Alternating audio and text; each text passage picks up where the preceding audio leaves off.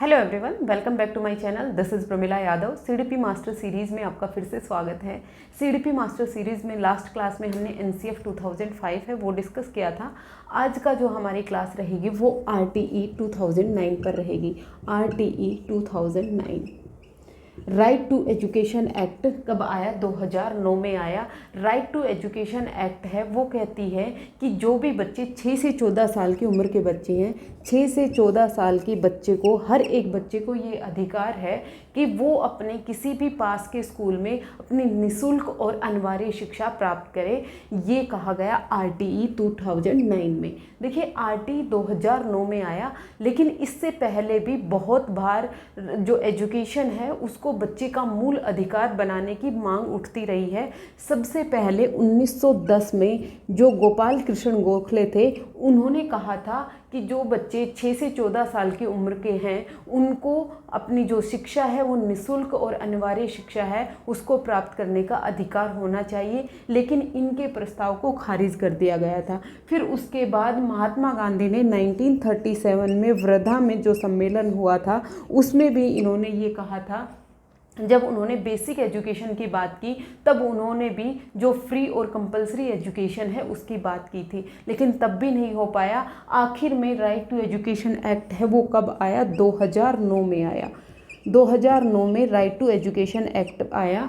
Right to education act कहता है कि जो भी बच्चे 6 से 14 साल की उम्र के हैं वो बच्चे अपने नियर बाय स्कूल में निःशुल्क और अनिवार्य शिक्षा प्राप्त करेंगे। जो शिक्षा है वो कितने साल की हुई? 8 साल की हुई। जब बच्चा 6 साल का होगा तो वो फर्स्ट क्लास में होगा, जब बच्चा 7 क्लास का होगा तो वो सेकंड क्लास में होगा। इस तरह से जब बच्चा 13 से 14 साल की उम्र में होगा तब बच्चा 8वीं क्लास में हो जाएगा। मतलब पहली क्लास से लेके 8वीं क्लास तक की जो स्टडी है वो फ्री और कंपलसरी एजुकेशन में आएगी। इसको कई बार प्रारंभिक शिक्षा कहा जाता है। क्या कहा जाता है? प्रारंभिक शिक्षा। कक्षा 1 से लेके कक्षा 8 तक की शिक्षा कौन सी है? प्रारंभिक शिक्षा है। प्रारंभिक शिक्षा को अनिवार्य और निःशुल्क शिक्षा देने की बात की गई। फिर उसके बाद जो आरटीई है ये सबसे पहले जो हमारे संविधान में एक अमेंडमेंट हुआ, एक संशोधन हुआ, और जो वो संशोधन हुआ था वो 2002 में हुआ था। कब हुआ था? 2002 में हमारे संविधान में संशोधन किया गया। और ये जो संशोधन था वो कौन सा था? 86वां था। ये क्वेश्चन डायरेक्ट पूछा गया है कि जो आरटीई बना वो संविधान में कौन से अमेंडमेंट में बना, कौन सा संशोधन हुआ जब आरटीई है वो लागू किया गया? तो जो आरटीई है वो 86वें संशोधन में हमारे संविधान में लाया गया।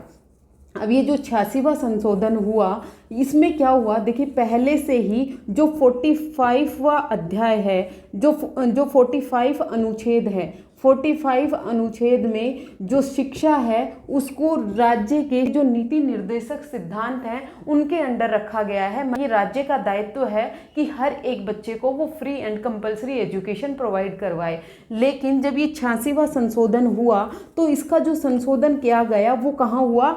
21A में हुआ। अध्याय 3 जो चैप्टर 3 था उसमें 21A में संशोधन हुआ। ये अध्याय 3 में क्यों संशोधन हुआ? यहाँ पर जो शिक्षा थी वो राज्य के नीति निर्देशक सिद्धांतों के अंडर थी, लेकिन जो 21A संशोधन हुआ उसमें कहा गया कि जो शिक्षा है वो बच्चे का मूल अधिकार है। मतलब बच्चे का क्या है? फंडामेंटल राइट है। बच्चे को जिस तरह से हर किसी इंसान को जीने का अधिकार है उसी तरह से हर एक बच्चे को शिक्षा का अधिकार है। उस शिक्षा से उस बच्चे को कोई भी वंचित नहीं कर सकता है। यहाँ तक कि बच्चे के माता पिता भी बच्चे को शिक्षा प्राप्त करने से नहीं रोकते हैं। इसलिए जो 21A अध्याय में जो अमेंडमेंट हुआ, जो संशोधन हुआ, वो किस लिए हुआ? शिक्षा को मूल अधिकार बनाने के लिए। क्योंकि जितने भी मूल अधिकारों का डिस्कशन किया गया है वो चैप्टर 3 में किया गया है, अध्याय 3 में कहा गया है। इसीलिए जो 21A है यहाँ पर संशोधन हुआ। तो यहाँ पर आपको कंफ्यूजन नहीं होना चाहिए। जो 45 अनुच्छेद है वो कहता है कि जो शिक्षा है वो स्टेट गवर्नमेंट के अंदर आएगी, राज्य सरकार है उसके अंडर आएगी। लेकिन 21A में ये जोड़ा गया कि जो शिक्षा है वो बच्चे का मूल अधिकार है, फंडामेंटल राइट है। यहाँ से आप एक बात और याद रखिएगा, जो नॉर्मल बच्चे हैं, जो सामान्य बच्चे हैं, उनका जो आयु वर्ग है वो तो 6 से 14 वर्ष है, लेकिन जो डिसेबल्ड बच्चे हैं, जो असुविधाग्रस्त बच्चे हैं, उनका जो उनकी जो एज रखी गई वो रखी गई 6 से 18 वर्ष। ये आप याद रखिएगा। आजकल 6 से 14 वाला नहीं पूछ रहा है, 6 से 18 वाला पूछ रहा है। वो आपसे पूछेगा कि जो राइट टू एजुकेशन एक्ट है वो असुविधाग्रस्त बच्चों के लिए, जो डिसेबल्ड बच्चे हैं, उनके लिए जो उम्र है वो कितनी है, तो वो है 6 से 18 वर्ष। नॉर्मल बच्चों के लिए 6 से 14 वर्ष है, और जो डिसेबल्ड बच्चे हैं उनके लिए जो उम्र रखी गई वो कौन सी रखी गई, 6 से 18 वर्ष रखी गई। ये 2002 में हुआ, अमेंडमेंट है हमारे संविधान में, वो कब हुआ, 2002 में हुआ। 2002 में अमेंडमेंट होने के बाद 2005 में एक रफ आइडिया बनाया गया इस एक्ट का, मतलब रफ प्रारूप बनाया गया कि इस तरह से हम आरटीई एक्ट को लागू करने वाले हैं। 2005 में रफ आइडिया बनने के बाद भी 2009 में ये हमारे संसद द्वारा पारित किया गया। जो संसद द्वारा पारित किया गया वो कब किया गया, 2009 में किया गया। लेकिन ये देश भर में लागू कब हुआ, ये इंप्लीमेंट कब हुआ, 1 अप्रैल 2010 को। 1 अप्रैल 2010 को जो आरटीई है वो देश भर में लागू हुआ, सिर्फ J&K को छोड़कर, जम्मू एंड कश्मीर को छोड़कर सारे देश में आरटीई है वो लागू हो गया। क्योंकि J&K के पास जो 370 धारा थी वो लागू थी, इनके पास कुछ विशेष अधिकार थे। J&K ने आरटीई लागू करने से मना कर दिया था, ये लागू नहीं हुई थी। लेकिन 2019 के बाद जब ये धारा 370 J&K से हटा दी गई है, तो अब जो आरटीई है वो पूरे देश भर में लागू है। पूरे देश भर के बच्चे जो 6 से 14 साल की उम्र में हैं, उन सभी को निःशुल्क और अनिवार्य शिक्षा, फ्री एंड कंपल्सरी एजुकेशन प्राप्त करने का मूल अधिकार है, फंडामेंटल राइट है। अब जो आरटीई को अपने देश में लागू करने वाला जो हमारा देश है वो 135वां देश बना, मतलब 135वां देश बना जिसने आरटीई दिया, शिक्षा को मूल अधिकार माना, शिक्षा को एक फंडामेंटल राइट माना, शिक्षा को एक फंडामेंटल राइट मानने वाला 135वां देश बना हमारा भारत देश। आरटीई एक्ट आया, ये एक बहुत बड़ा एक्ट है जिसमें 7 चैप्टर्स हैं, मतलब 7 तो अध्याय हैं, 7 अध्याय हैं, 39 धाराएं हैं, 39 क्या हैं, धाराएं हैं, और उसके बाद एक इसमें अनुच्छेद है।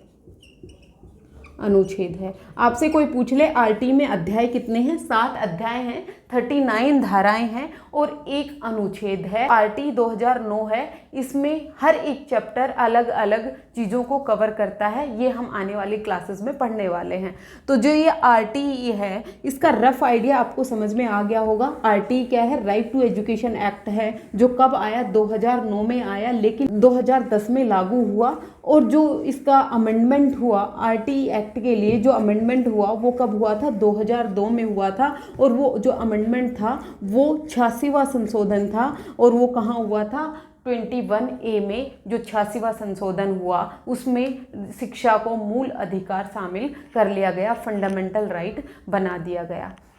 अब जो राइट टू एजुकेशन एक्ट है वो बच्चे के किन किन राइट्स की बात करती है, वो बच्चे को कौन कौन से अधिकार देती है, वो हम सीखते हैं।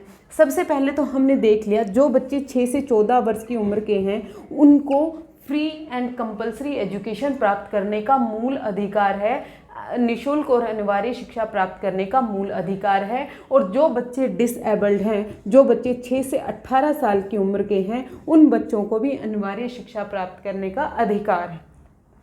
फिर उसके बाद कहते हैं कि किसी भी बच्चे को आप एडमिशन से मना नहीं कर सकते। एडमिशन से मना किसी भी कारण की वजह से नहीं कर सकते, चाहे बच्चे के पास उसका जन्म प्रमाण पत्र ना हो, उसकी जो एज है उसका कोई भी उसके पास सर्टिफिकेट ना हो, मतलब उससे ये ना पता चले, हमें किसी भी बच्चे की जो एग्जैक्ट एज है अगर हमें उसका भी नहीं पता है तो भी हम बच्चे को एडमिशन से डिनाई नहीं कर सकते हैं। जो बच्चे के माता पिता कह रहे हैं या आशा वर्कर ने जो लिख के दे दिया उसी को सच मानकर हम बच्चे को एडमिशन देंगे। और बच्चे को एडमिशन किस हिसाब से दिया जाएगा, बच्चे की एज की अप्रोप्रिएट दिया जाएगा। बच्चे की जो आयु है उसके हिसाब से हमें बच्चे को एडमिशन देना है। जैसे बच्चा अगर 8 साल का बच्चा आपकी क्लास में आता है, अगर 8 साल का बच्चा आपके स्कूल में आ रहा है तो बच्चे को आप 3rd क्लास में एडमिट करेंगे, क्योंकि 6 साल का बच्चा तो 1st क्लास में आया और 7 क्लास का बच्चा 2nd क्लास में आएगा, तो 8 क्लास का बच्चा है वो 3rd क्लास में होगा। आप बच्चे का जो एडमिशन है वो उसकी आयु के हिसाब से करेंगे, वो उसकी एज के हिसाब से करेंगे। ऐसा नहीं है कि 8 साल का बच्चा आपकी स्कूल में आया और आपने उसे 1st क्लास में बिठा दिया, ऐसा नहीं करना है। जो बच्चे का एडमिशन है वो कैसे करेंगे, बच्चे की आयु के बेस पे करेंगे, बच्चे की उम्र के हिसाब से हम बच्चे का एडमिशन करेंगे। बच्चे को आप किसी भी वजह से एडमिशन से मना नहीं कर सकते, चाहे बच्चा लेट एडमिशन करने आ रहा है। अगर बच्चे का लेट एडमिशन भी हुआ है तो भी टीचर वहाँ मना नहीं कर सकते, और टीचर बच्चे पर ये नहीं थोप सकते कि जो पहले से काम कर लिया गया है वो बच्चा खुद पूरा करेगा। ये टीचर का दायित्व है कि अगर कोई बच्चे का लेट एडमिशन हुआ है किन्हीं भी कारणों की वजह से, तो बच्चे को क्लास के अकॉर्डिंग लेके आना टीचर का दायित्व है, बच्चे का दायित्व बिल्कुल भी नहीं है। जो RTE है वो कहता है कि बच्चे को आप बच्चे से किसी भी तरह की आप फीस नहीं ले सकते हैं, किसी भी तरह का शुल्क नहीं ले सकते हैं, चाहे वो एडमिशन फीस हो चाहे वो ट्यूशन फीस हो, आप बच्चे से 1 पैसा भी नहीं ले सकते हैं। बच्चे को फ्री में बुक्स दी जाएंगी, जो पाठ्य पुस्तक हैं वो भी बच्चे को फ्री में दी जाएंगी, बच्चे को ड्रेस भी फ्री में दी जाएगी, बच्चे की जो बुक्स हैं वो बच्चे को फ्री में दी जाएंगी। ये फ्री एंड कंपल्सरी एजुकेशन ने बच्चे को अधिकार दिया है। एक अधिकार और दिया है कि एक बच्चा एक स्कूल में पढ़ रहा है लेकिन उसे अब दूसरे स्कूल में ट्रांसफ़र लेना है, तो बच्चे का ये अधिकार है कि वो दूसरे स्कूल में ट्रांसफ़र ले सकता है। ये हेडमास्टर का दायित्व बनता है कि बच्चे को टाइम के अनुसार उसकी जो सर्टिफिकेट है, जो उसकी TC है, ट्रांसफ़र सर्टिफिकेट है, वो बच्चे को बना कर दें। ये बच्चे का अधिकार है कि अगर वो चाहे तो अपना स्कूल है वो चेंज कर सकता है। फिर उसके बाद RTE कहता है कि आप बच्चे को पनिशमेंट नहीं दे सकते हैं। बच्चे को किसी भी तरह की पनिशमेंट, चाहे वो फिजिकल पनिशमेंट हो चाहे वो मेंटल पनिशमेंट हो, बच्चे को आप बिल्कुल भी पनिशमेंट नहीं दे सकते हैं। फिर उसके बाद कहा गया जो बच्चे एलिमेंट्री एजुकेशन प्राप्त कर रहे हैं, जो बच्चे प्रारंभिक एजुकेशन प्राप्त कर रहे हैं, जो प्रारंभिक एजुकेशन है वो कितने साल तक थी, 6 से 14 साल की, मतलब पहली से 8वीं कक्षा तक की जो लर्निंग है। जब बच्चा पहली से 8वीं तक की क्लास में पढ़ रहा है तो कोई भी बच्चे को आप फेल नहीं कर सकते हैं। लेकिन यहाँ पर संशोधन हुआ है 2019 में, और 2019 में कहा गया है कि 5वीं और 8वीं कक्षा में आप बच्चे को फेल कर सकते हैं, आप बच्चे को उसी क्लास में रख सकते हैं। इसका कारण क्या हुआ कि जब राइट टू एजुकेशन एक्ट आया तो बच्चों को एग्जामिनेशन का कोई प्रेशर ही नहीं रहा, बच्चे एग्जामिनेशन के लिए सीरियस ही नहीं हुए। उन्हें ये लगने लगा कि पहली से 8वीं कक्षा तक तो उन्हें कभी फेल ही नहीं किया जाएगा, तो जो उनकी लर्निंग है वो नहीं हो पा रही थी। यहाँ पर जो इवोल्यूशन सिस्टम है वो डगमगा रहा था। इसीलिए 2019 में ये अमेंडमेंट किया गया है, ये संशोधन किया गया है कि 5वीं और 8वीं क्लास के बच्चे को आप फेल कर सकते हो, 5वीं और 8वीं क्लास के बच्चे को उसी क्लास में रखा जा सकता है। इवोल्यूशन सिस्टम, जो एग्जामिनेशन सिस्टम है, उसको सुधार करने के लिए ये किया गया है। जो राइट टू एजुकेशन एक्ट है वो बच्चे को ये सब अधिकार देती है। जो बच्चा 6 से 14 साल की उम्र में है उस बच्चे को फ्री और कंपलसरी एजुकेशन प्राप्त करने का अधिकार है। बच्चे को किसी भी कारण की वजह से आप एडमिशन के लिए मना नहीं कर सकते हो, बच्चे से आप किसी भी तरह की फीस नहीं ले सकते हो, बच्चे को आप पनिशमेंट नहीं दे सकते हो, दंड नहीं दे सकते हो। अगर बच्चा चाहे एक स्कूल से दूसरे स्कूल में ट्रांसफ़र होना तो ये भी बच्चे का अधिकार है कि वो एक जगह से दूसरी जगह पर ट्रांसफ़र हो जाए। एक बच्चों को बहुत ज़्यादा कन्फ्यूज़न होता है कि जो RTE एक्ट है वो लागू कहाँ कहाँ के लिए है। जो RTE एक्ट है वो हर एक गवर्नमेंट और प्राइवेट स्कूल के लिए अप्लाई होता है। यहाँ पर बहुत ज़्यादा कन्फ्यूजन होता है, लोगों को लगता है कि जो RTE है वो सिर्फ और सिर्फ गवर्नमेंट स्कूल्स के लिए है। RTE है वो प्राइवेट स्कूल के लिए भी है। जो प्राइवेट स्कूल है वहाँ पर 25% रिजर्वेशन होता है, जो डिसएडवांटेज्ड ग्रुप है, जो असुविधाग्रस्त ग्रुप है। असुविधाग्रस्त ग्रुप का मतलब क्या हुआ, चाहे वो SC के कैटेगरी के बच्चे हों, चाहे वो किसी भी रूरल एरिया के बच्चे हों, किसी भी तरह से पिछड़े जो बच्चे होंगे, शेड्यूल कास्ट के बच्चे होंगे, या फिर जो बच्चे अशक्त हैं, जो डिसेबल्ड बच्चे हैं वो होंगे, वो सब जो डिसएडवांटेज्ड ग्रुप है उसके लिए 25% हर एक स्कूल में रिजर्वेशन है। हर एक स्कूल में 25% जो डिसएडवांटेज्ड ग्रुप है वो यहाँ पर एडमिशन ले सकता है। तो ये लागू कहाँ के लिए नहीं है, ये किसी भी धार्मिक संस्थान पर लागू नहीं होता है। धार्मिक संस्थान का मतलब क्या हो गया, जैसे मदरसे हो गए वहाँ पर ये अप्लाई नहीं होता, कोई मंदिर है तो वहाँ पर कोई अप्लाई नहीं होगा, जैसे कोई मिशनरी स्कूल है जो क्रिश्चियन लोग चलाते हैं वहाँ पर ये अप्लाई नहीं होगा, गुरुकुल में ये अप्लाई नहीं होगा। तो ये अप्लाई कहाँ हो रहा है, जो भी गवर्नमेंट एफिलिएटेड स्कूल हैं उनके लिए, और जो प्राइवेट स्कूल हैं उनमें 25% है वो रिजर्वेशन है। अब जो ये शिक्षा है ये स्टेट गवर्नमेंट और जो हमारी सेंटर गवर्नमेंट है उन दोनों के अंडर आती है। स्टेट गवर्नमेंट और जो सेंटर गवर्नमेंट है दोनों ही अपने फंड्स देती हैं। जो सेंटर गवर्नमेंट है वो 60% देती है और जो स्टेट गवर्नमेंट है वो 40% देती है। मतलब ये रेशो है वो कितना है, 60-40 का है। जितना भी खर्च होगा, जो भी फंड्स लगेंगे उसका 60% तो केंद्र सरकार देती है। 60% कौन देती है, केंद्र सरकार देती है, और जो 40% है वो कौन देगी, राज्य सरकार देगी, राज्य सरकार देगी। इस तरह से 60-40 के रेशो में जो फंड्स हैं वो रिलीज होते हैं। जो शिक्षा है वो राज्य के नीति निर्देशित सिद्धांत के नीचे आती है। मतलब यहाँ पर जो कंट्रोल है वो किसका रहेगा, राज्य का रहेगा। राज्य है वो अपनी नीड्स के अकॉर्डिंग जो करिकुलम है उसमें फ्लेक्सिबिलिटी ला सकता है। जो SCERT हैं वो क्या कर सकती हैं, अपना जो बुक्स है, अपना जो करिकुलम है, अपना जो पाठ्यक्रम है या फिर अपना जो सिलेबस है उसमें चेंज लाने के अधिकार राज्य गवर्नमेंट के पास होते हैं। उसके बाद जो टीचर्स हैं उनके कुछ रोल्स की बात की गई कि एज ए टीचर RTE ने कहा कि आपको किस किस तरह से बिहेव करना चाहिए, आपको किस तरह से होना चाहिए। जो राइट टू एजुकेशन एक्ट है वो टीचर्स से क्या एक्सपेक्टेशंस करती हैं। ये टीचर से एक्सपेक्ट करती है कि टीचर को पंक्चुअल होना चाहिए, टीचर को टाइम पे आने वाला होना चाहिए, टीचर खुद डिसिप्लिन में रहे। यहाँ पर टीचर के खुद अनुशासन में रहने की बात की गई है। टीचर पहले खुद अनुशासन में रहेगा तो ही वो बच्चों को अनुशासन में रख पाएगा। यहाँ पर टीचर का पंक्चुअल होना बहुत ज़रूरी है। टीचर के लिए दिशा निर्देश दिए गए कि टीचर अपना जो करिकुलम है, जो अपना पाठ्यचर्या है उसको टाइम से पूरा करे। पाठ्यचर्या को टाइम से पूरा करना भी टीचर का रोल होता है। जो पाठ्यचर्या है और जो पाठ्यक्रम है ये दो अलग अलग टर्म हैं। आई होप आपको ये क्लियर होंगी। मैंने लास्ट क्लास में भी आपको थोड़ा सा बताया था। जो पाठ्यचर्या है वो एक ब्रॉड टर्म होती है जिसको हम बोलते हैं करिकुलम, जिसमें स्कूल की सारी एक्टिविटीज इंक्लूड होती हैं। और जो पाठ्यक्रम है वो सिलेबस होता है जो आपकी बुक्स में गिवन होता है। हर एक क्लास के लिए जो सिलेबस है वो अलग अलग होता है। यहाँ पर जो बात हुई कि टीचर है वो अपनी पाठ्यचर्या को टाइम से पूरा करे। फिर उसके बाद बात हुई PTM की। PTM मतलब parent teacher meeting. Regular PTM होती रहे, पेरेंट टीचर मीटिंग होती रहे। जब रेगुलर PTM होती रहती है तो बच्चे की जो होलिस्टिक डेवलपमेंट है उसके बारे में टीचर और जो पेरेंट हैं वो दोनों डिस्कस कर सकते हैं। जहाँ पर भी बच्चे को प्रॉब्लम आ रही हैं वो दोनों आपस में बैठकर उसका समाधान निकाल सकते हैं। जब टीचर और जो पेरेंट हैं वो जब दोनों मिलते हैं तो वो बच्चे की होलिस्टिक डेवलपमेंट के बारे में डिस्कशन कर सकते हैं, क्योंकि वो दोनों ही बच्चे को बहुत अच्छे तरीके से जानते हैं। जब उन दोनों में रेगुलर मीटिंग होती रहेगी, जब वो दोनों आपस में रेगुलरली मिलते रहेंगे तो वहाँ पर जो बच्चे का होलिस्टिक डेवलपमेंट है उसके चांसेस बढ़ जाते हैं। बच्चे को होलिस्टिक डेवलपमेंट मिल सकता है PTM से। PTM के पीछे का रीज़न ही यही होता है, बच्चे का होलिस्टिक डेवलपमेंट करना। फिर उसके बाद आता है कि टीचर है वो बच्चे की लर्निंग एबिलिटीज़ हैं, जो उसकी सीखने की क्षमताएं हैं, जो सीखने की क्षमताएं हैं उनको असेस करे, सीखने की क्षमताओं को असेस करे और उनके अकॉर्डिंग ही बच्चे को पढ़ाएं।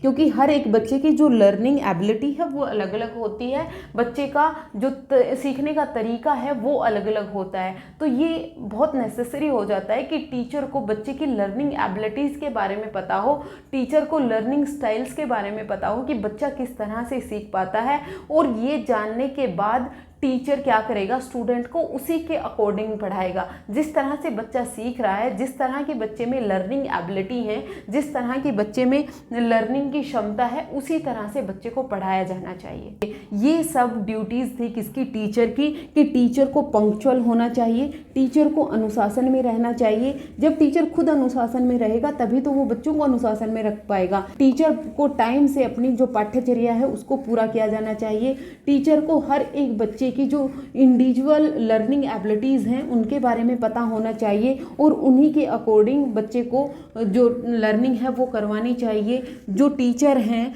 वो पेरेंट्स के साथ रेगुलर मीटिंग करते रहें, रेगुलर पीटीएम होती रहे, तो उससे बच्चे का होलिस्टिक डेवलपमेंट होगा। ये टीचर्स के लिए कुछ रूल्स, कुछ गाइडलाइंस दी गई थी।